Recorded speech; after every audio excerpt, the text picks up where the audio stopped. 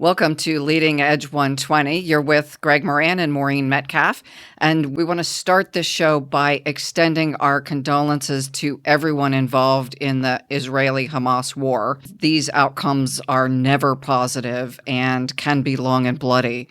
That said, Greg, let's look at the leadership implications from what's happening this week. Yeah, I tell you, I've been following it pretty closely, as I think most people have. And what's really striking me is we find ourselves back in a situation where we have fundamentally incompatible objectives between the two warring parties here. And just really brought into clear focus for me that for leaders that are entering into a negotiation, I think it's very important that you establish early on that there is some opportunity for common ground. There is some overlap in your objectives. And often that creates the foothold from which you can build a lasting agreement that could be mutually beneficial or at least mutually tolerant. And right now we're in a situation where I don't think we have that. And so, my hope is that in this particular larger Middle Eastern situation, that we find our way to the possibility of common ground before more bloodshed. I hope that.